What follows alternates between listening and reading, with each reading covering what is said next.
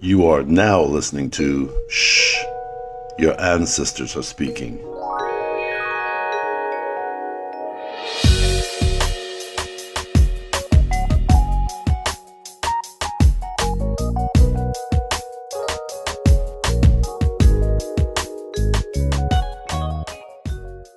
Thank you and welcome back to my podcast. I am your host, Smootyfox, and I have here with me Lori.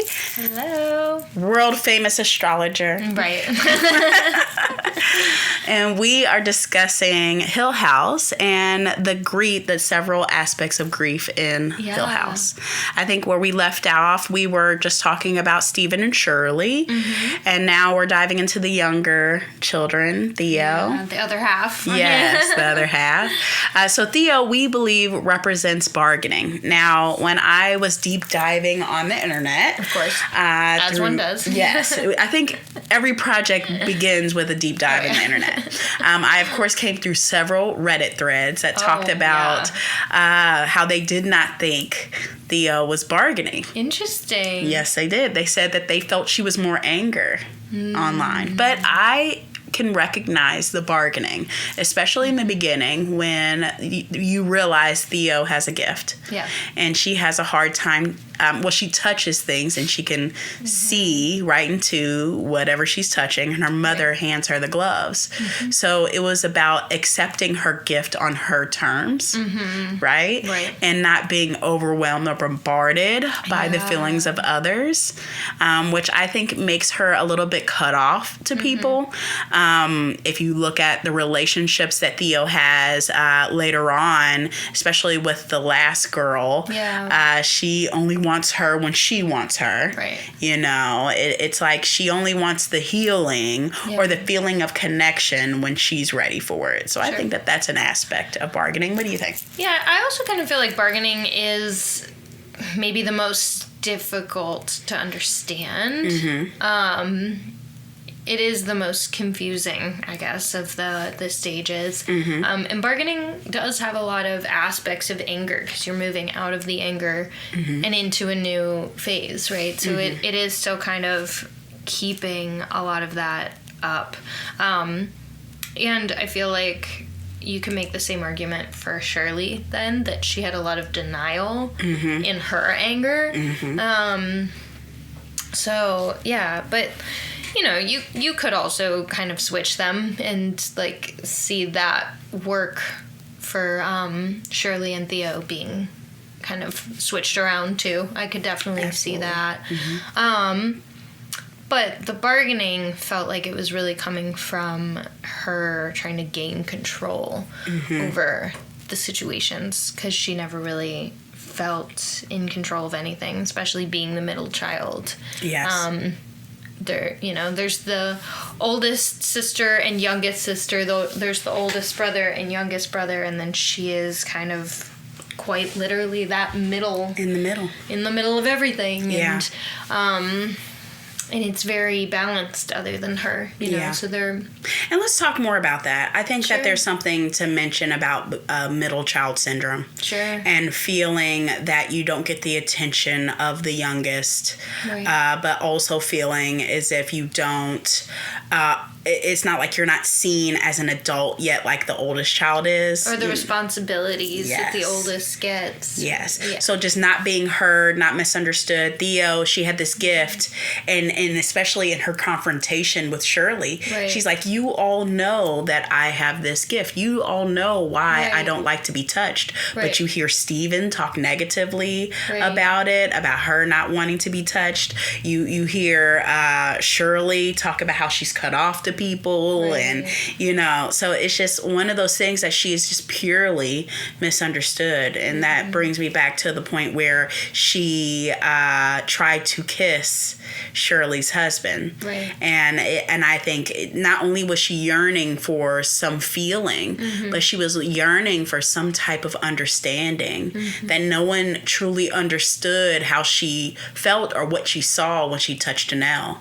That she felt everything that Nell felt, and that if anybody had any true understanding of that grief, it was Theo. And it shut her down. It did. It was too much to handle, and it fully shut her off from basically feeling anything else. Absolutely. Yeah, I think there's a lot to be said about Theo's, just the way she felt misunderstood and the way she handled everything. But I also feel like it's almost important to note that I felt like she was the most like the mother. Yeah. Or had the most like attributes that the mother had. And so I always kind of wondered if there was a little bit of resentment from the father, or not resentment necessarily, but like him noticing these qualities in Theo and kind of turning away from her. Yeah.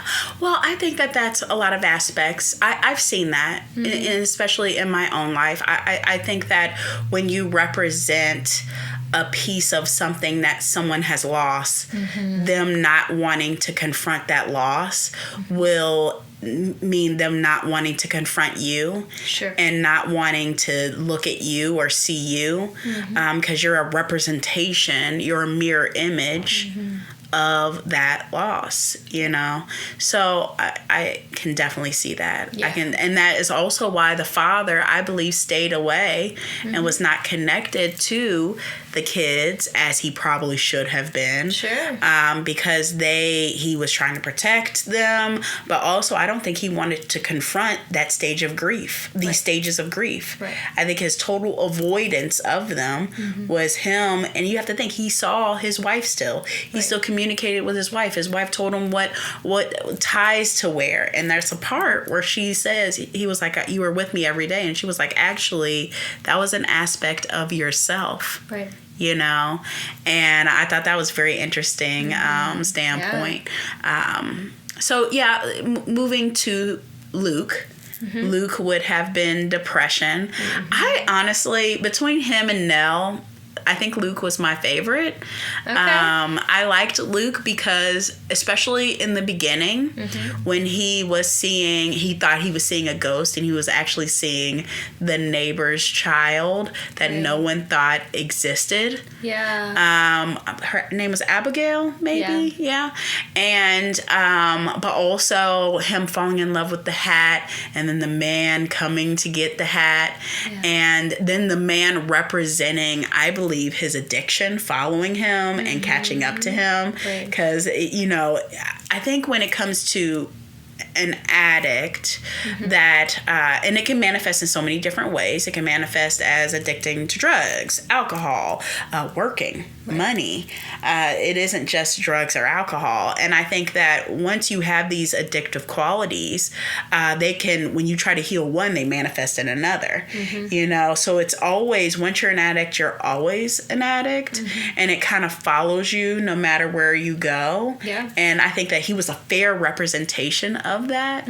I love the fact in the beginning when he was in the treehouse and he was illustrating the monsters that he was seeing. I always tell people that naming the monster a lot of times will help you conquer it, like in the exorcism movies, right? They say, what is your name, demon? It's just like, that is, I think, a way of conquering it. So he was conquering these monsters in his life way before it manifested in illness. In the addictive, with drugs and different things like that. I think it's about how you always kind of fight these things, but in different way. I think that's why I really liked his character.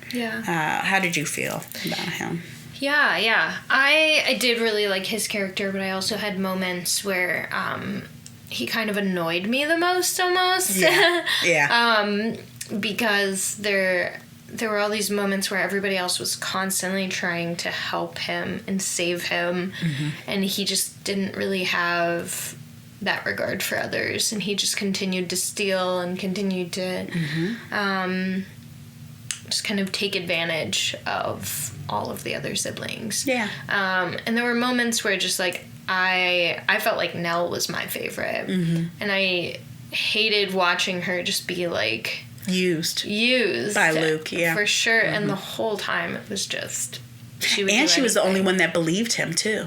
Right. I think that the reason why he was a little butthole he was is because no one ever believed him. For sure. So this feeling that it has to feel terrible to sit, and I think this kind of shows in a lot of family dynamics where you have a person struggling with addiction.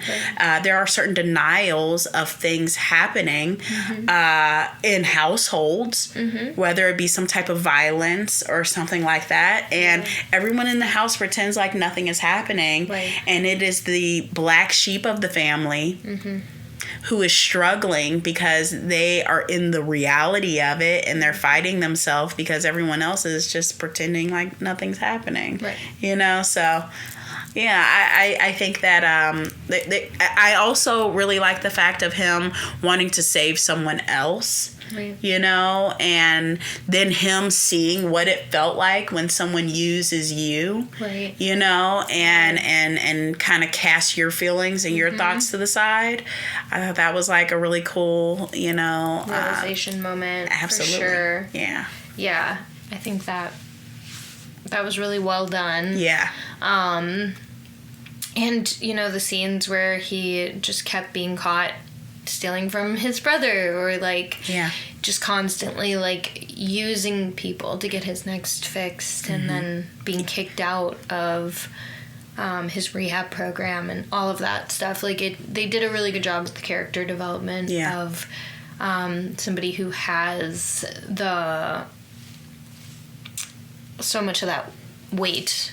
Yes. Absolutely. You know, even at the end when he was doing the right thing and he stole his sister's credit card and he goes to burn down the house. Right. Even that, you know, it was only then that the father was like, okay, let's sit in the car and let's talk, Steven. Let's talk about, you know, what really happened in the house and how this house is, you know, trying to kill us all. We're all an unfinished meal. That it was him making that dumb decision that made Steven have the conversation he needed to have with his father. Theo have the conversation she needed to have with Shirley. And it brought them all back home to the house to really confront all of their demons. So I think it also Luke represents the character that is the villain, but the necessity of the villain. Because somebody needs to be that. Somebody needs to poke the bear. Somebody has to. Yeah. So now to our favorite character, Nell. Yes. And when so the introduction of Nell is when she meets the bent neck lady. Yes. And we have had several channeling sessions when it comes to the bent neck lady and who she represented. If you want to kind of talk about that. I mean, there's so much to say. About all of her. Nellie is such a brilliant character. Her episode was my favorite episode of anything ever. The reveal at the end of that, you know, the last 5-10 minutes of that episode was just so incredibly well done, and it did a really good job of showing that time isn't real, nothing is linear. What is real, what is not, what exists, what doesn't. There's so many questions and things that are just kind of up in the air. And Nellie, you know, was haunted by this character her whole life, this bent neck lady, this entity that terrified her. But it was really her just seeing her own self, her own future. And it all kind of spun around, and, you know, when she does get taken by the house, which looks like a suicide, but it's not. So that's kind of a moment where you also learn, like, oh, maybe the mom didn't commit suicide either. Correct.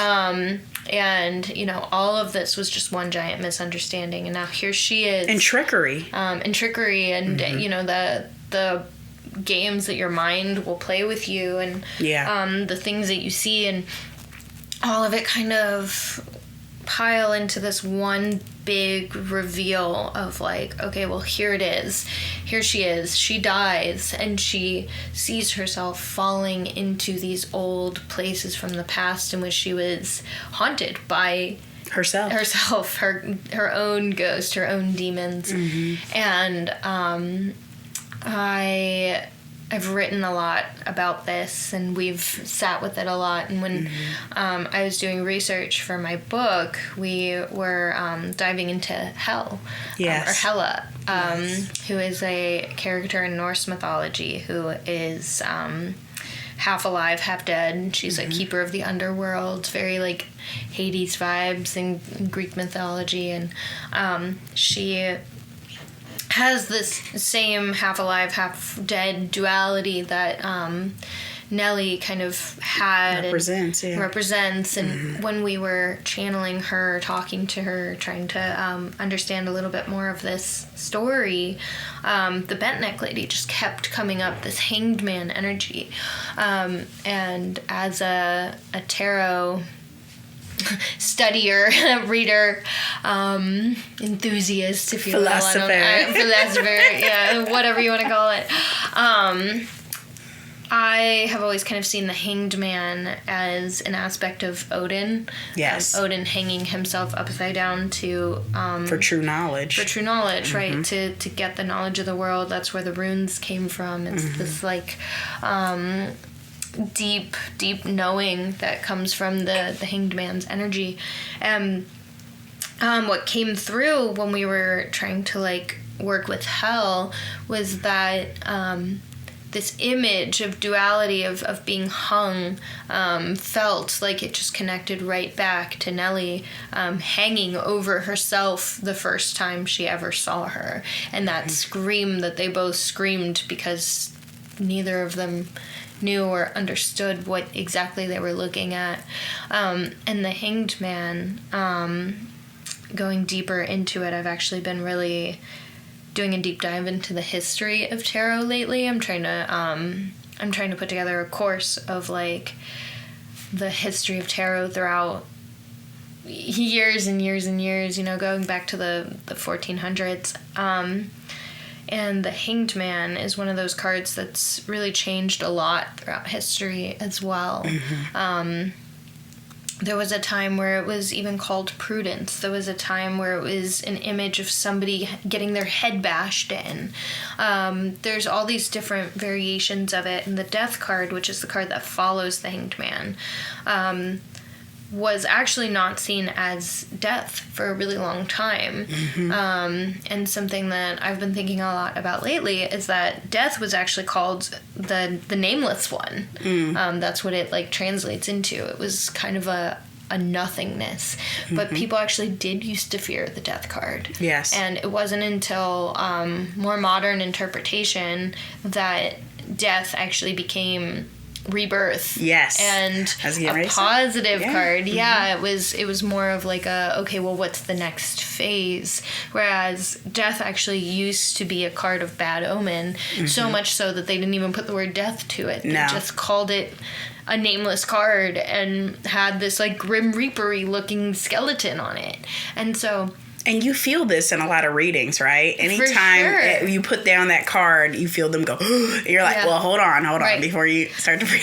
Well, and people who don't really know, when you're giving readings to people who are unfamiliar with these divination systems and ancient whatever, practices, a lot of people see death and they're like, oh my God. And, in Rider-Waite tradition, it's associated with Scorpio. It's associated with this rebirth energy, this like transformational change, letting go, right?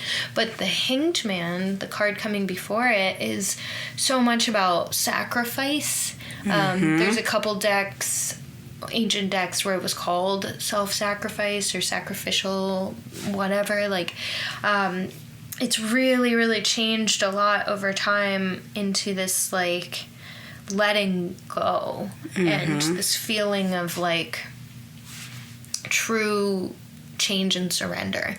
And so, like, when we were working with Hella, that was something that hit me super hard, was that, like, oh, the Hanged Man is actually the scary card, right? That's actually the card that represents that having to give something up, or give something up, or like, you know, the journey of Inanna, where she had to let go of something in every gate of hell, every gate, until she got to the bottom, you know, and she shows up completely naked and open, and showing that you have everything you need within you.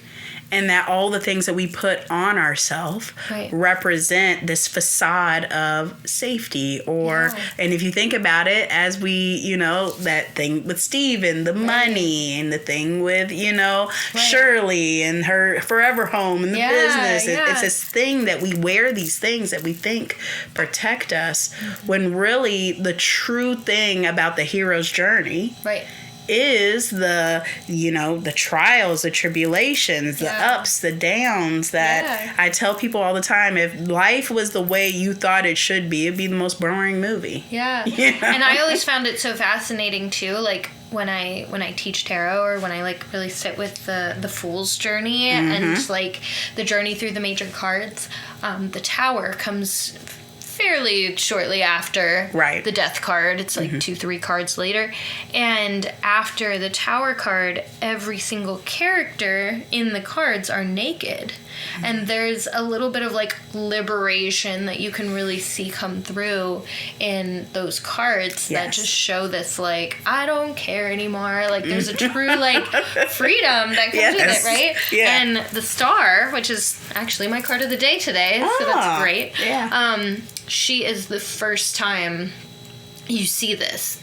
She's the card that follows the Tower. So she's the first time you really see this like naked woman who just doesn't care, has no cares in the world. She's unbothered. She's pouring her water around. She's trying to make sure everything's even, and she represents hope and renewal and faith. And the reason I'm like talking about so much of these tarot influences is to say that like Nellie really represented this like sacrificial hanged man energy that comes right before death. It comes right before this like moment of, oh, everything's actually okay, right?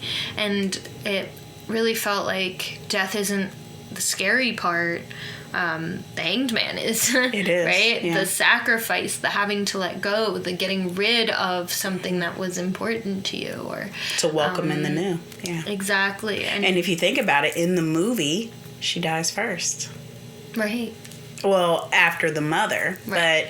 But, you know, as soon as you said that that's what's needed first, I was like, oh my goodness, she died first out of all the stages of grief. Right. You know, so that... Right. But she finally made it to acceptance. Yes. And, you know, she's lived through all of the stages, so the acceptance is death. Yeah. Right? Like, that is the final stage in that process. And so, and, you know, she kind of does die first, because, like, the show kind of starts out after the mother's death. You know? It never really, like, goes through it. Like, that's... You don't find that out to the end. Yeah. Exactly. Like, that kind of happened before the show starts, because the show literally starts, the opening scene is them piling into the car and to leave the house, running away from the house that stole their mother, who is now dead, right? So it's like...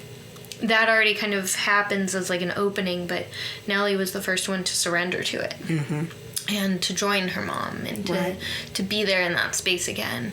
And you know, there is a bit of a trickster type of energy. Yes, I would say it's through the trickery, because she puts the rope on her neck because she believes she's putting on her necklace that her mother promised her. Right. And which, sidebar, why didn't Nellie get the necklace ever? You know, I always wondered that. You know what I mean? Like, you would think that because they did go back to the house to get the mother's body, and there had to be, because there was this scene where Shirley is having to see her mother. So I always wondered why that wasn't why something they didn't just give it to her. Yeah, but it also makes sense because that would have been something she yearned, and that would have been the ability for the trickster energy, which brings me to the house, and how the house became this place for spirits to stay, become trapped. Some wanting to be trapped, because if you think about it, the caretakers of the home, there's a scene where the man is running his wife into the house to die in the house, so that way she can be there with the baby and the young girl. And you have all these ghosts, but if you think about it, there's an aspect of that woman, I forget what her name is. She is the woman that came into the house that had the psychological issues, and she got with the man who also had the psychological issues. I can't remember the character's name, but she was the one that tricked the mother. She was the one that tricked Nellie, and even when the mother she was told by the other ghost, don't believe her. Right. She's the liar, she's the one that, because she didn't want to be alone, so all of it was about keeping things frozen in time and not wanting to move on. Right. And that house was a symbol of keeping things frozen and not wanting to move on. Right. And even the father, time standing still. Yes. And even the father sacrificed himself to stay in one place so that way his children may be free. And I think that ultimate sacrifice that a lot of people make, for true freedom, that was a part of it. Right. So how this house is like a time loop. Right, right. And it's interesting that I just was watching a video a few days ago that was talking about yearning. So what you just said kind of triggered that thought.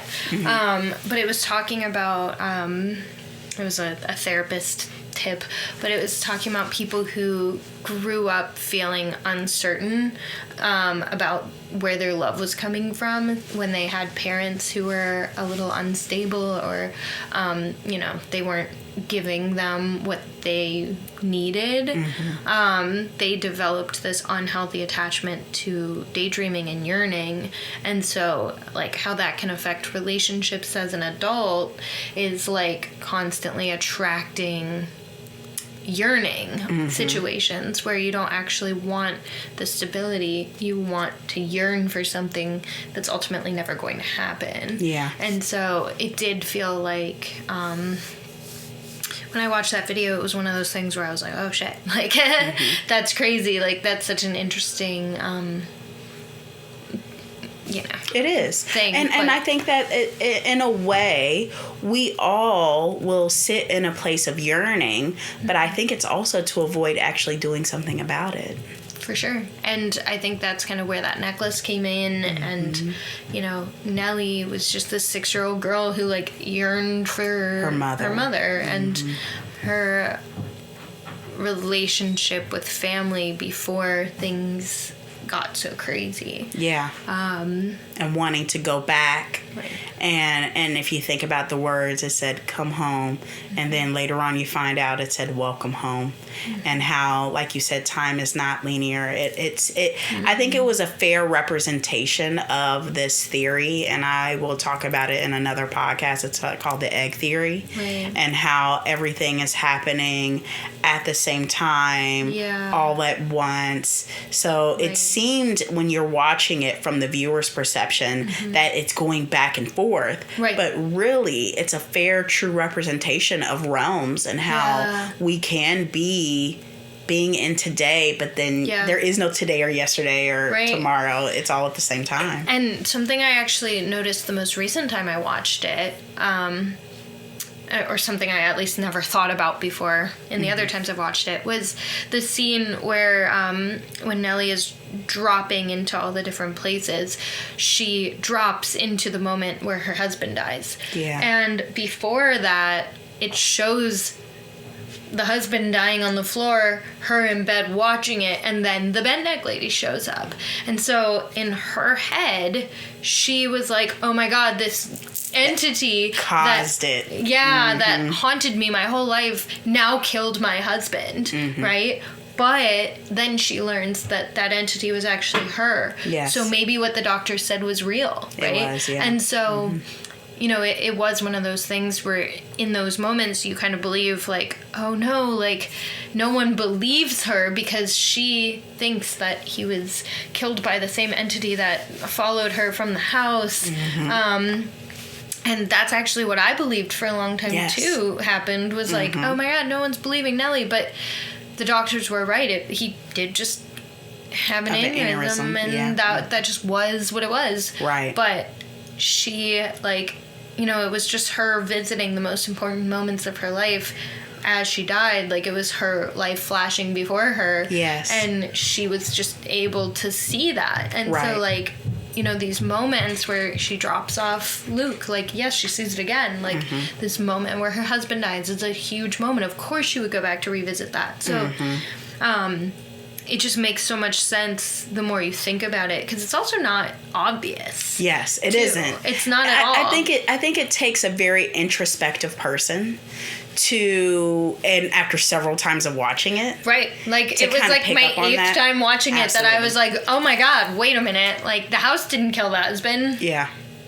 He just died, and she was going back to it. Yeah. And, like... Which brings us to the father, you know, that ultimately the ending of the father was a representation of true sacrifice. He convinced the mother, who was a spirit, who was very much, her spirit was alive in the house, to let go of her children, because in her mind, the trickster had convinced her that the dangers were in the outside world. Right. And that only by keeping them in the house were they going to be safe. Right. And the father... convinced the mother that we have to let them go to be free. Right. And I think that that's kind of connected to a lot of parents and their fears and them wanting to keep their kids safe. But then you keep them in this perpetuated childhood where they're not able to grow, and then they rebel. And then they go out to do things on their own. And because they weren't given this in a safe space, they can a lot of times hurt themselves. But it's a true act of love about letting go. I think the way I compare it, and we've talked about this before, I don't have one particular belief system, but I think a way that a lot of people are able to relate it to is God's love. What is God's love, right? It's the ability that we can make our own choices. Right. So giving our children the ability to make their own choices, even if we might not agree with them, I think a testament of true love is just providing a safe space for them and allowing them to make their own decisions. And ultimately, that's what happened with the father. He, you know, takes the pills, he overdoses, you know, but we talked about this, how Stephen saw this but says nothing. So now he's stepping into the father role of protecting the siblings, because they're all trying to get Luke to the hospital and get him better. And then him and his father have that sit down powwow about the house now being to them, you know, and so I think that I've connected with that with my parents, you know. I think that for me, how I have confronted grief is, you know, I've lost my mother, and I lost her at a very young age, and I went through all the stages. I think I was in complete denial, of course, and then I went from denial to and denial and shock. I think it was shock. And then I have this point in my memory. I don't remember much about it because I just I think you close it out and you don't want to relive it. But there was this moment where I was at the funeral, and everybody was talking about how funny my mother was. And my mom, while she was funny with other people, it was very serious when it came to me. And it was a lot of, you know, rules, regulations. So that's kind of what I remember. So I remember snickering while people were talking, and that's just in how much shock. It wasn't real, you know. And it wasn't until I met certain points of my life where you need your mother, you know, like my first heartbreak, you know, these stones in the road that you meet where it's like, wow, I can't make that phone call. I think that's what kind of made it real for me. But I think that the inability to face any of these steps, I can see it with people I know are still dealing with my mother's death because they're in this self-repair, like they're stuck in a process, in a part of the grieving process. I think that that's a real thing, and I think it's kind of like what we were talking about with the house. It's a way that they don't have to confront it if they can stay in that space. Which I don't know what hurts more. Right. You know, being frozen in that grief or confronting it. And I guess that's just a matter of perception. I don't know. What is your relationship? Yeah. I mean, I think everybody's a little bit different with that and how you handle or deal. There's definitely like a lot of moments, and everybody has some sort of something you're constantly dealing with on some scale. And I'm not totally sure, I guess, what my personal relationship is, because it changes. It depends. But I guess I love shows like this, or like things that help get this conversation started so that you can start to notice these pieces in yourself, or like looking back on your life at different points that have happened to you and sitting with how did I handle that one, as opposed to like those things kind of becoming patterns, like relationship patterns especially, is kind of how things have manifested for me, and finding comfort in a lot of that grief to the point of doing it over and over and over again, and just kind of like perpetuating the cycle, I guess. Absolutely. And like keeping yourself in those situations to a point where it feels weird when things are healthy, or you know, like finding how that, and forgiving yourself if you are stuck in these points. When I first experienced grief in some sort of ways, in different ways, because I've gone through it in several points of my life, there is this thing of relief, and you feel guilty because it's relief, right? Whether that person broke your heart and they proved to be what you felt in your head and you're like, oh, I'm not crazy. Or, you know, for my instance, my mother was sick and then she was gone. So it was that relief of her not being sick anymore. And I think that, or being stuck in that place where you're not able to really confront that grief. I think that we also have to see ourselves with grace and forgive ourselves for some of the points that we've had to stop at. And I believe it's all a part of the journey. This is how we heal, and this is how we get better. You know, it's just accepting that in ourselves, and which is the final stage. Well, and you know, I've been on a huge tarot kick right now where we're teaching our Rider-Waite class, and I've been planning another like history class, and so I've been plug. Go to class. Thank you. Shameless plug. But I'm just saying, like, I've been on like such a huge tarot kick lately, and so like I've been really diving into the archetypes of the Fool's Journey and the Majors, but also like how the minors were drawn in. What those can represent too on the span of a journey.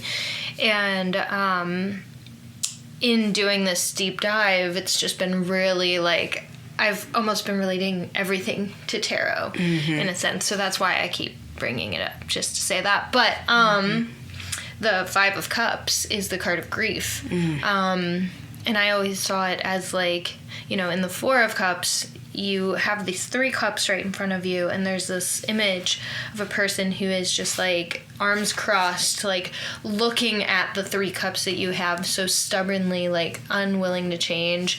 And then there's an Ace of Cups, which aces represent like a new beginning, an opportunity. I always joke that aces to me are like portals. It's like the portal is open, are you going to jump through it or not, right? Yes. And so there's this like ace that's floating above their head, but they are just still kind of like, no, stuck. I'm here, I'm stuck, right? And 4s can be a number of rest and reflection, and so there is this like reflective energy on, like, it is okay to pause, but don't get stuck in that pause, or don't take too much time here.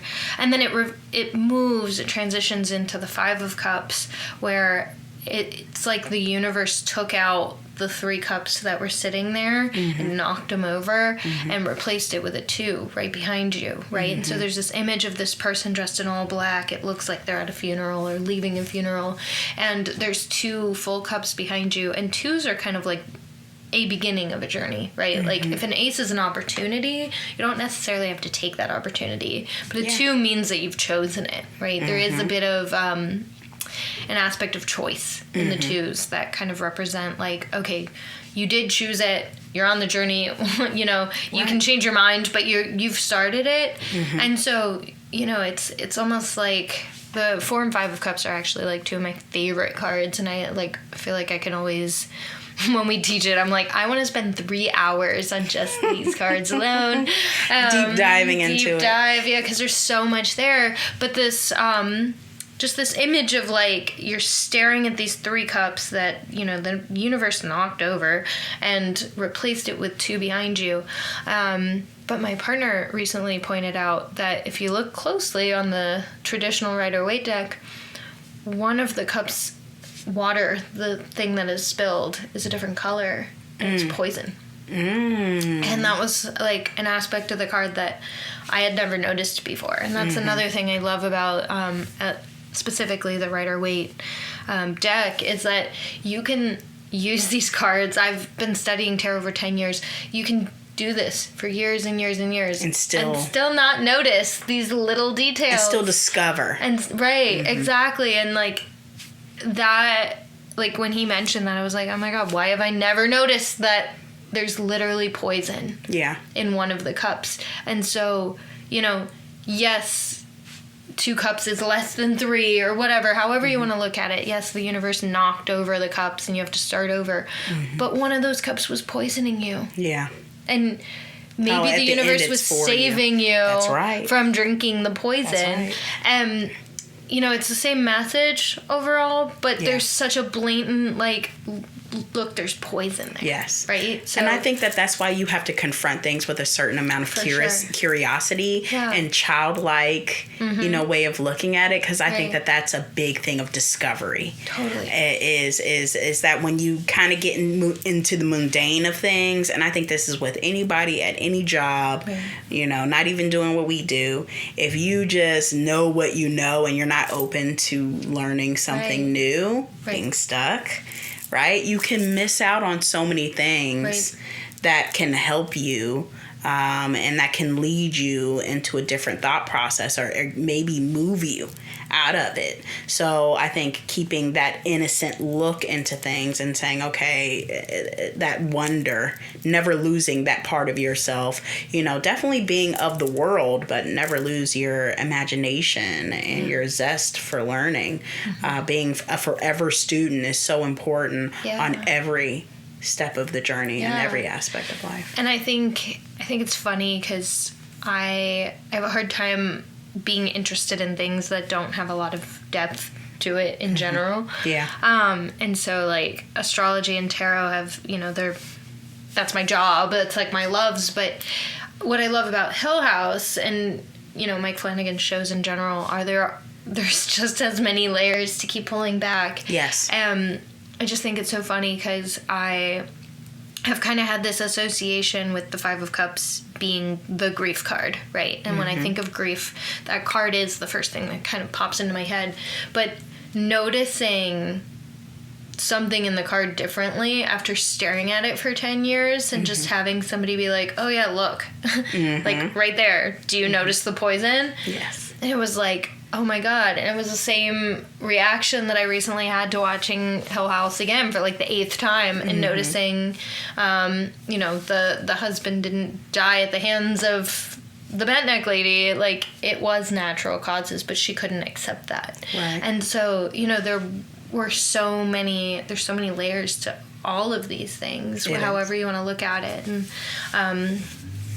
And yeah, just the ability to be like, okay, you know what, like, yes, I'm sad that this was taken away from me, but one of them was poison. 2 of them are great, but like, it's okay to let go of the thing that was maybe slowly killing you to turn around and that's right. see what else is there. It's not about what's happening to you, it's how it's happening for you. Exactly. And I really believe that no matter what we go through, no matter the difficulty or the other end of the spectrum, the light of it, that everything happens for a reason. And I say this knowing how it sounds to those that are in certain places, and they think to themselves this, well, what could be the reason for this horrible thing? But I think that time is able to give you a perception into things.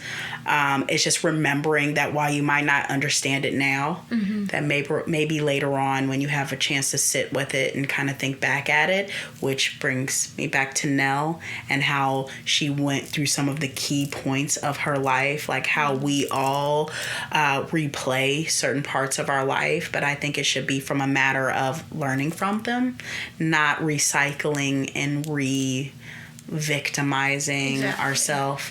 It should be a point of, okay, that's why that happened. And that can give us greater understanding. And that will eventually, what this really is for and why I really started this channel, it's all about healing. And I believe that literature, art, books are all about looking at the human aspects. Right. And a lot of these movies have the same theme, whether it's the fool's journey or the hero's journey, right? Sure. That you have the same steps. Right.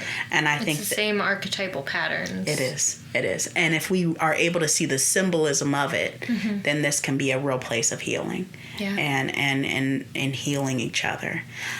So I thank you so much for coming on my podcast. Like Absolutely. I said, I know we have been talking about this quite a bit, and I hope to have you back to discuss another one of his films. Oh, yeah. Because we have a couple favorites that we like. Yes. So thank you guys so much for tuning into my podcast.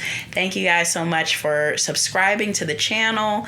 If you guys have anything that you want to add, anything that we might have missed, please comment below so that way we may further the discussion if there's the interest. I feel like we barely even scratched the surface of this show too. There's definitely like 4 more hours of this we could have done. Yes, and usually when we talk, it is that much. Yeah.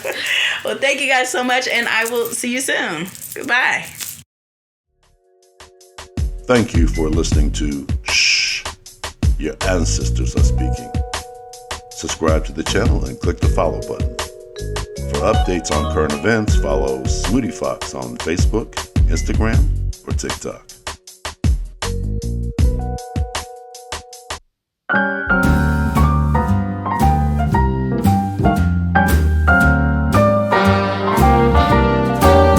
A little different than all the rest. I'm quite old-fashioned, wear a hat, sometimes played chess.